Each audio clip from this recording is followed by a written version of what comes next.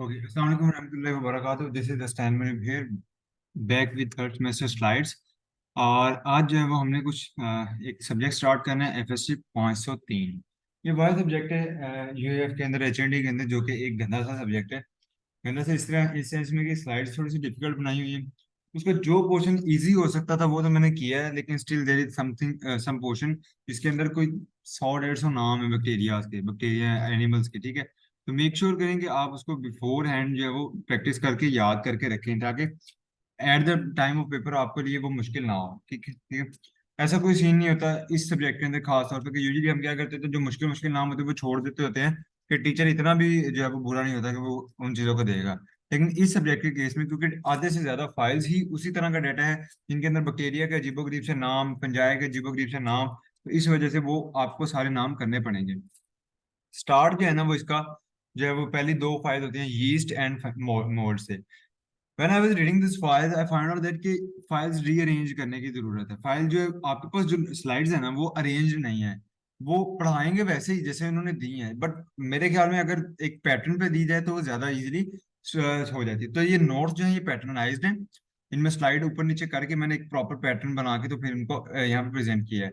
Otherwise जो है, जो स्लाइड्स पढ़ लोगे तो थोड़ा सा कंफ्यूज हो जाओगे। तो स्टार्ट करते हैं फंजाई से, एक बड़े ग्रुप से। Fungi is a member of the group of eukaryotic organism that include microorganism such as yeast and mould. Fungi basically वो हैं जो कि एब्जॉर्प्शन के थ्रू जब अपना खाना खाते हैं। और इसके अंदर हमारे पास दो मेन टाइप्स आते हैं, यीस्ट एंड मोल्ड। ठीक है। अब यीस्ट जो है वो काइंड ऑफ इस तरह है कि जो इमूवेबल टाइप कह लो, जिसके अंदर फ्लेजन, वो आगे सारा मैं समझाता हूँ यीस्ट और मोल्ड के अंदर फर्क क्या होता है। अच्छा, तो बेसिकली फंजाई जो है वो एक यूकेरियोटिक ऑर्गेनिज्म है जिनके अंदर यीस्ट भी हो सकते हैं और मोल्ड्स भी हो सकते हैं। अब इसके अंदर हम देखते हैं पहले स्ट्रक्चर ऑफ फंजाई। आज ये हो सकता है आपको इजी लगे और स्लाइड्स में मुश्किल इसलिए लगेगा क्योंकि एक स्लाइड यहाँ पे है तो चार स्लाइड बाद फिर एक बात आती है। तो स्ट्रक्चर ऑफ फंजाई के अंदर जो यीस्ट है, that is unicellular budding yeast. Structure of fungi के अंदर यीस्ट किस तरह, यीस्ट जो है वो किस तरह की दिखेगी, मतलब स्ट्रक्चर ऑफ फंजाई के अंदर डिफरेंट स्ट्रक्चर्स हो सकते हैं। उसकी आगे डिटेल है। यीस्ट जो है इसके अंदर सिंपल यूनिसेलुलर बडिंग यीस्ट, यानी कि एक गोल सी बॉडी होगी। ठीक है, इस तरह गोल सी बॉडी बन गई और इसके इर्द गिर्द यहाँ बड बनेगा छोटा सा।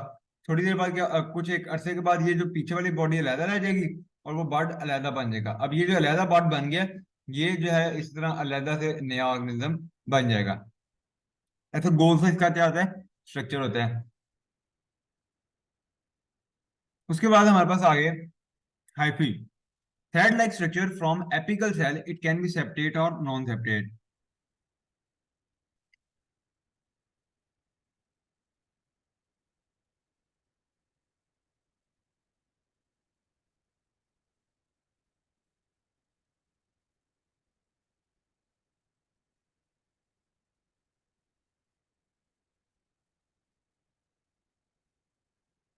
ये देखो, थ्रेड कहते हैं धागे को। तो धागे की तरह का जो स्ट्रक्चर होगा, ये जो धागे की तरह का स्ट्रक्चर बना हुआ लंबाई नुमा, इसको आप कहते हो हाइफी। इसको क्या कहते हो, हाइफी। और हाइफी जो है सिर्फ और सिर्फ आपके जो है वो मोड्स के अंदर प्रेजेंट होता है। तो मोड्स की बेसिक जो है डिफरेंशिएशन फ्रॉम यीस्ट क्या है, presence of a hyphae. Hyphae क्या है, एक धागे नुमा स्ट्रक्चर, इलोंगेटेड स्ट्रक्चर। तो अगर जैसा मैंने आगे ड्रॉ किया था, तो यीस्ट मैंने बनाया था गोल कलर का, मतलब गोल शेप का। जबकि जो मोल्ड्स होंगे ये क्या होते हैं, लंबाई की फॉर्म में होते हैं। और उसमें कहते हैं कि यार ये सेप्टेट भी हो सकते हैं और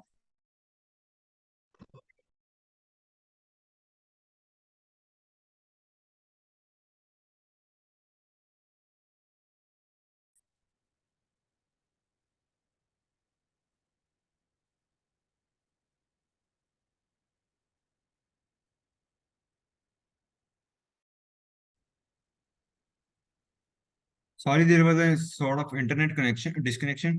तो मैं यहाँ पर दोबारा से वो करता हूँ स्क्रीन शेयर।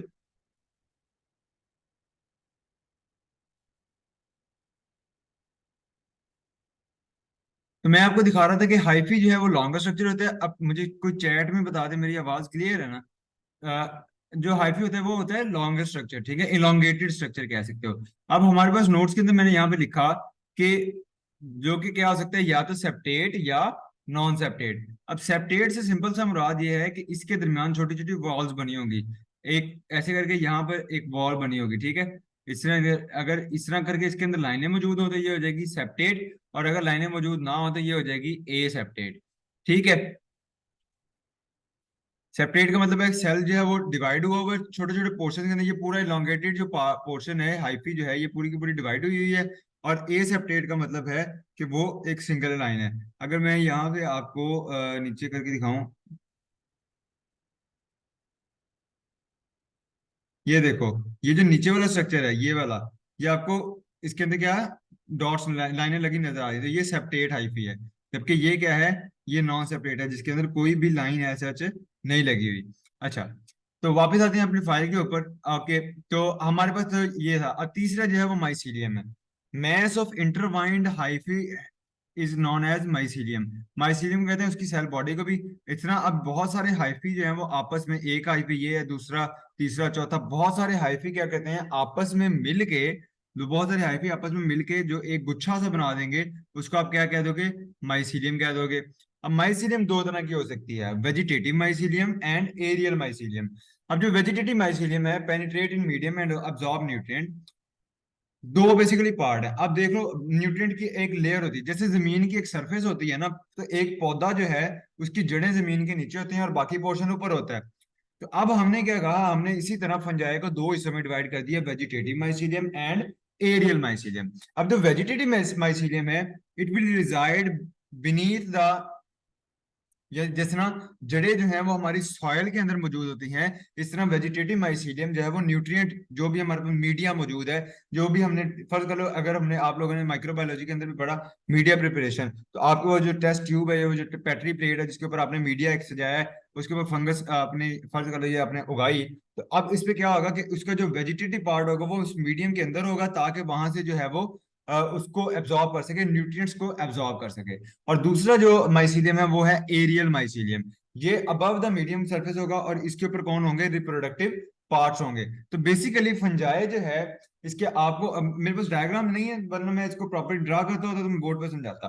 तो अब उसके अंदर हमारे पास कंसेप्ट क्या आया कि हमने माइसीलियम को दो पार्ट्स में कर दिया। पहला पार्ट आ गया वेजिटेटिव माइसीलियम, और दूसरा पार्ट क्या आ गया, एरियल माइसीलियम। अब जो वेजिटेटिव माइसीलियम है, ये जो हमारा मीडिया है, जो हमारा न्यूट्रिएंट सोर्स है, जिस तरह सॉयल फॉर प्लांट होती है, इस तरह जो हमारा मीडिया है उसके अंदर, यानी कि ये जो मीडिया इसके लिए रिक्वायर्ड है, उसके अंदर ये मौजूद होगा वेजिटेटिव पोर्शन, और वहां से वो न्यूट्रिएंट एब्जॉर्ब करेगा।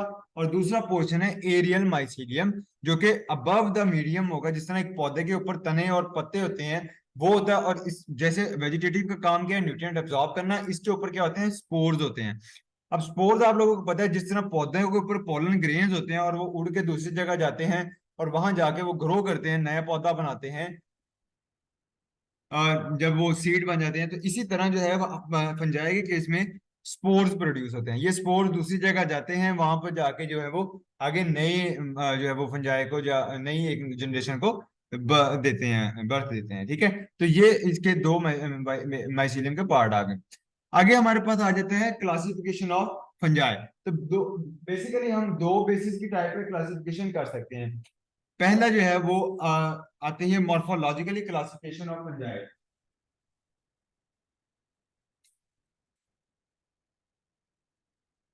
यानी कि उसकी शेप, उसकी स्ट्रक्चर के मुताबिक जो है, या उसकी अपीयरेंस के मुताबिक जो है, उसको हमने क्लासिफाई करना है। और दूसरी जो है वो हमारी अपीयरेंस आती है सिस्टमैटिक क्लासिफिकेशन ऑफ फंजाई। अब जो मॉर्फोलॉजिकल क्लासिफिकेशन है, ये बेसिकली आती है शेप या कलर या अपीयरेंस की वजह से। इसके अंदर हमारे पास चार टाइप्स हैं। पहली आ गई हमारे पास यीस्ट, दूसरी आ गई हमारे पास यीस्ट लाइक फंजाई, तीसरी आ गई फिलामेंटियस फंजाई, जिसको हम मोल्ड भी कहते हैं। अभी मैंने समझा के हटाऊं कि जो यीस्ट और मोल्ड्स है, इसमें फर्क क्या है, कि यीस्ट जो है वो सेलुलर या राउंड स्ट्रक्चर की होती है, ओवल शेप की, जबकि जो माइसीलियम है ये इलोंगेटेड होती है, जैसे कोई धागा लंबा सा हो या कोई ट्यूब होती है, ठीक है। और चौथी है डायमॉर्फिक। ये डायमॉर्फिक वो होती है जो एक स्पेसिफिक टेम्परेचर पे स्पेसिफिक तरह की रहती है, मतलब दोनों फॉर्म रखती है, यीस्ट भी और मोल्ड भी। एक स्पेसिफिक टेम्परेचर पे ये यीस्ट रहती है, और अगर टेम्परेचर चेंज करते हो तो ये मोल्ड बन जाती है। तो ये चार टाइप्स है। तो पहला जो है वो यीस्ट। यीस्ट की क्या है, उसने अपीयरेंस दी है, उसने कहा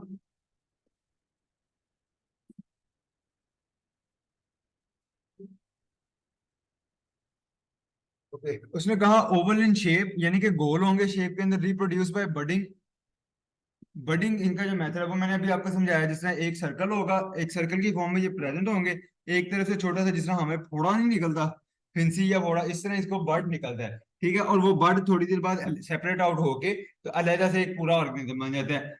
तो ये आती है इसकी resemble bacterial colony in consistency and appearance. और यीस्ट जो है वो बैक्टीरियल कॉलोनी से किस तरह रिजेंबल कर सकती है, कंसिस्टेंसी में और अपीयरेंस में। मतलब अगर बाहर से कोई बंदा ओवरऑल अपीयरेंस देखता है, कोई माइक्रोस्कोपिक अपीयरेंस देखता है, तो उसमें ये किस तरह जो है वो मतलब माइक्रोस्कोप के बगैर अगर आप देख रहे होते हो तो, क्योंकि फंजाई तो आपको नजर आ जाती है, बहुत सारी फंजाई जब इकट्ठी होती है तो एक अपीयरेंस रखती है। कहते हैं बैक्टीरियल कॉलोनी की और फंजाई यीस्ट की आपस में अगर आप देख लो तो ये किस तरह रिजेंबल करते हैं, इनकी कंसिस्टेंसी और इनकी अपीयरेंस जो है वो तकरीबन एक जैसी होती है। नीचे उसने कुछ एग्जांपल दी हुई है, एस्क्रेविसाई और क्रिप्टोकोकस नियोफॉर्मन, ये यीस्ट की एग्जांपल है। दूसरा आ गया yeast like fungi, partly yeast and partly hyphal form making pseudomycelium. अब यीस्ट लाइक फंजाई ये ट्रूली यीस्ट नहीं होते, ये कुछ होते हैं मोल्ड जैसे और कुछ होते हैं यीस्ट जैसे। मतलब ऐसा नहीं है कि एक टेम्परेचर से रिलेटेड हो, एट अ टाइम इनकी थोड़ी सी शक्ल जो है वो गोलाई गोलाई होती है, और थोड़ी थोड़ी जो इनकी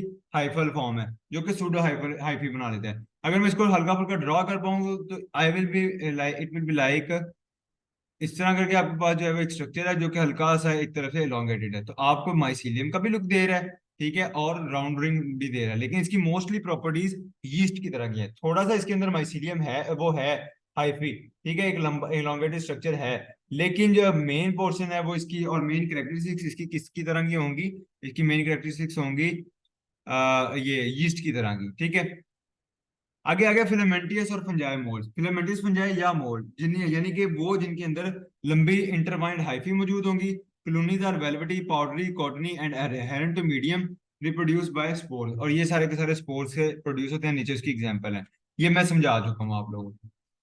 नेक्स्ट इज डायमॉर्फिक और डायमॉर्फिज्म। ये होती है जैसे एक यीस्ट की फॉर्म में 37 डिग्री सेंटीग्रेड पे, और अगर आप टेम्परेचर कम करके 25 डिग्री सेंटीग्रेड पे ले आओगे तो वो क्या बन जाएगी, मोल्ड्स बन जाएगी। इसके अंदर इसने एग्जांपल दी है हिस्टोप्लाज्मा कैप्सुलेटम की। बुक के अंदर और बहुत सारी दी हुई है, लेकिन इसकी डिटेल सिर्फ इसकी दी हुई है, तो मैंने यही की है आपको। अच्छा, इसके अंदर वो क्या कहता है कि आपकी जो डायमॉर्फिज्म है वो किसमें शो हो रही है, हिस्टोप्लाज्मा कैप्सुलेटम के अंदर। अच्छा, हिस्टोप्लाज्मा कैप्सुलेटम क्या करता है कि वो कहता है कि उसमें, मैं देख रहा हूँ कि ये डाटा थोड़ा सा गायब हुआ हुआ है।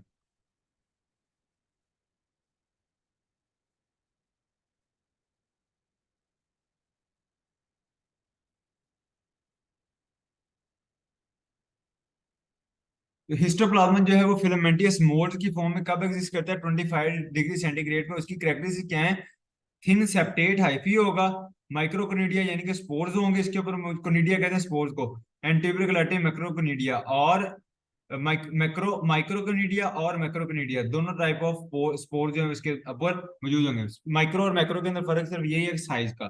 ठीक है, उसके अलावा अगर टेम्परेचर को आप 37 डिग्री सेंटीग्रेड कह दोगे तो ये बन जाएगा यीस्ट, और इसका जो मेथड ऑफ रिप्रोडक्शन है वो बडिंग है, जबकि इसका जो है वो स्पोर्स था, माइक्रो कनीडिया, आपने स्पोर देख लिए। अब ये जो है 2 to 4 माइक्रोमीटर इसका साइज है, इसका 8 से 14 माइक्रोमीटर था, और ये 37 डिग्री सेंटीग्रेड पे अपने आप को शो करेगा। नेक्स्ट है सिस्टमैटिक क्लासिफिकेशन ऑफ फंजाई। इस बेसिस पे चार क्लासेस जो है वो हमने देखी, जाइगोमाइसीड्स, एक्सकोमाइसीड्स, बसीडियोमाइसीड्स एंड ड्यूट्रोमाइसीड्स। अब इनमें जो सबसे बेहतर है वो एस्कोमाइसीड्स हैं। ड्यूट्रोमाइसीड्स को आप कहते हो फंजाई इम्परफेक्टाई, और ये लोएस्ट साइड पे आती है। तो हम स्टार्ट करते हैं जाइगोमाइसीड्स। जाइगोमाइसीड को अदर नाम, उसका दूसरा नाम के तौर पे उसको लोअर फंजाई भी कहते हैं। एस्कोमाइसिट्स को सैक फंजाई कहते हैं, बसीडियोमाइसिट्स को क्लब फंजाई कहते हैं due to their appearance like a club. Ascomycetes को कहते हैं due to their appearance like a sac, एक थैली की तरह के होते हैं ये। और ड्यूट्रोमाइसिट्स को कहते हैं imperfecti because they are not properly classified as fungi. वो ऐसे कभी उनके क्योंकि कोई सेक्सुअल फेजेस नहीं होते लाइक बाकी तमाम के हैं, इसके नहीं है, तो इस वजह से इसको जो है वो इम्परफेक्टाई कहा जाता है। सेक्सुअल स्पोर्स इनके, ऐसे स्पोर्स जिनके मेल और फीमेल जो वर्जन हो सकते हैं, वो इनमें कौन कौन से हैं, जाइगोस्पोर, एस्कोस्पोर, जाइगोमाइसिस का जाइगोस्पोर है, एस्कोमाइसिस के एस्कोस्पोर है। 4 to 8 पर एस्कस। अब एस्कस का मतलब क्या है कि अगर आप मैं एक सादे से मिसाल के समझाता हूँ। एक पौधा है, उसको समझ लो फंजाई, उसके ऊपर फल लगा है, फल के अंदर बीज है, तो फल को समझो एस्कस, और उसके अंदर जो बीज हैं उनको समझो एस्कोस्पोर। तो एक एस्कस के अंदर 4 से 8 स्पोर्स होते हैं, यानी कि अगर वो एस्कस जब जब वो फ्रूट काटो या फाड़ो तो उसमें से 4 से 8 बीज निकलने चाहिए। इसी तरह जब फंजाई का वो सेल फटेगा, वो एस्कस फटेगा या रिलीज होगा, तो उसमें से 4 से 8 एस्कोस्पोर के होंगे, रिलीज होंगे। बसीडियोमाइस सीड्स के जो सेक्शन स्पोर्स हैं उनमें हम कहते हैं बसीडियोस्पोर्स, जो कि बसीडिया के ऊपर मौजूद होते हैं। बसीडिया एक स्ट्रक्चर है इसका, जैसे इसके पास एस्कोमाइसीड्स के पास स्ट्रक्चर कौन था, एस्कस था। तो जो बसीडियोमाइसीट्स है इसके पास स्ट्रक्चर है बसीडिया। और जो ड्यूटेरोमाइसीट्स है उसके अंदर सेक्सुअल फेजेस होते ही नहीं है। इसका हाइफी ब्रॉड है, नॉन सेप्टेट है। इसका नैरो है और सेप्टेट है, सेप्टेट है और सेप्टेट है। ये समझाने वाली बात नहीं है, पहले हो चुका है। Asexual spore. अब इसके अंदर जो एसेक्सुअल स्पोर है जाइगोमाइसीट्स के अंदर, वो है स्पोरेंजियोस्पोर इन स्पोरेंजियम। जिस तरह आप अभी हमने ऊपर दो स्ट्रक्चर पढ़े, एस्कस, उसके अलावा बसीडिया, इसी तरह स्पोरेंजियम भी एक स्ट्रक्चर है। इसके अंदर कौन से स्पोर्स मौजूद होते हैं, स्पोरेंजियो स्पोर्स, और ये इसके एसेक्सुअल स्पोर्स हैं। एस्कोमाइसीट्स के अंदर कोनिडिया है, जो कि कोनिडियो फोर्स। अब वो स्पोरेंजियम में ये कोनिडियो फोर्स है, PHORE, स्पेलिंग याद रखना, क्योंकि ये वाहिद एक ही आई थिंक लेटर है जिसका, एक ही लफ्ज है जिसके थोड़े से वर्ड ऑड है। कोनिडिया और कोनिडियो फोर्स, इसके अंदर जो है वो ए सेक्शन स्पोर्स ये हैं। बसीडियोमाइसिस के ए सेक्शन स्पोर्स होते नहीं है, और डी के मतलब हमें डाटा नहीं प्रोवाइड किया गया। आगे जो इसकी एग्जांपल है राइजोपस, राइजोपस एब्सिडिया म्यूकर, ये यीस्ट, मोल्ड्स, पेंसिलियम एस्परजिलस। ठीक है, ये इसकी एक्सोमाइसिट्स की आ गई। और ड्यूट्रोमाइसिट्स की एग्जांपल के अंदर आते हैं बोथ मोल्ड एंड यीस्ट। अच्छा, जो ड्यूट्रोमाइसिस है ये हमने देख लिया कि मोल्ड्स के तौर पे भी काम कर सकते हैं, यीस्ट इसके अंदर, यानी कि सॉरी, ड्यूट्रोमाइसिस वो होते हैं, मोल्ड्स भी हो सकते हैं और यीस्ट भी हो सकती है। ड्यूट्रोमाइसिस दोनों टाइप, दोनों कैटेगरीज के अंदर ड्यूट्रोमाइट्स पाए जा सकते हैं। और एग्जांपल के तौर पे कैंडिडिया एल्बीशियंस। आगे आगे रिप्रोडक्शन एंड स्पोरुलेशन। तो रिप्रोडक्शन एंड स्पोरुलेशन बेसिकली दो तरह से हो रही है। अभी हमने पढ़ा ए sexual spores and A sexual spores, दो तरह से हमने पढ़े। सेक्सुअल स्पोर्स के अंदर देखेंगे by fusion of cells and meiosis. Meiosis कहते हैं जिसके अंदर पेरेंट्स से जो है वो न्यू जनरेशन के अंदर ट्रांसफर होता है। ठीक है, तो पेरेंट्स जो सेल जो है वो डिवाइड होके आगे जो मेल एंड फीमेल आपस में सेल मिलते हैं, और देन वो आगे स्पोर प्रोड्यूस करते हैं। तो ये फ्यूजन ऑफ सेल, सेल के मिलने और उसके बाद मियोसिस की वजह से जो सेल स्पोर्स प्रोड्यूस होंगे वो कौन से होंगे, सेक्सुअल स्पोर। इसके अंदर एग्जांपल के तौर पे एस्कोस्पोर, बसीडियोस्पोर एंड जाइगोस्पोर। और जो हमने चौथी क्लास पढ़ी जिसको हमने ड्यूटोमेट सीरीज कहा, उसके अंदर सेक्सुअल स्पोर्स होते ही नहीं है। उसके अलावा ए सेक्सुअल स्पोर देख लो, तो इसमें ये ए सेक्सुअल स्पोर जो है ये माइटोसिस के थ्रू प्रोड्यूस होते हैं। सेक्सुअल स्पोर्स मियोसिस के थ्रू प्रोड्यूस होते हैं, ए सेक्सुअल स्पोर जो है ये माइटोसिस के थ्रू प्रोड्यूस होते हैं। अब इसके अंदर क्या है, वेजिटेटिव स्पोर्स भी हो सकते हैं और एरियल स्पोर्स भी हो सकते हैं। वेजिटेटिव स्पोर्स के अंदर कहते हैं कि ब्लास्टोस्पोर्स, आर्थ्रोस्पोर्स एंड क्लेमाइडोस्पोर्स, तीन टाइप्स इसने फर्दर बता दी वेजिटेटिव स्पोर्स के अंदर। बडिंग इन पेरेंट्स, ब्लास्टोस्पोर की वजह से जो पेरेंट्स के अंदर जो बडिंग होगी, उसकी वजह से जो बड बनेगा, अगर उसे लगता है कि अभी फेवरेबल इन्वायरमेंट नहीं है ग्रो करने का, तो वो क्या करेगा, अपने इर्द गिर्द बड बना लेगा। बड बना लेगा, ये अपने इर्द गिर्द जो है वो मतलब वो एक स्पोर बन के, तो उसको प्रॉपर जो बड है वो स्पोर बन जाता है। आर्थ्रोस्पोर, सेगमेंटेशन ऑफ हाइफी, जो हाइफी हमने पढ़ा वो टूटता जाए। अब सेगमेंटेशन ऑफ हाइफी, हाइफी जिस तरह एक आपके पास कोई ट्यूब है, उसको आप छोटे छोटे हिस्सों में डिवाइड कर सकते हो। इसमें जो हाइफी है ये एक लॉन्ग ट्यूब है, इसको काटा काट वो जो है ना काट काट के इसके हर पोर्शन जो है वो एक पूरा ऑर्गेनिज्म बना सकता है। नेक्स्ट है chlamydospore, resisting structure bye hyphal thickening. और ये जो हाइफी का पोर्शन होता है, उसके इर्द गिर्द बहुत स्ट्रॉन्ग एक वो बन जाती है, थिक लेयर बन जाती है। उस थिक लेयर की वजह से उसको आप उस स्ट्रक्चर को कहते हो क्लेमाइडोफोर्स। अजान हो रही है।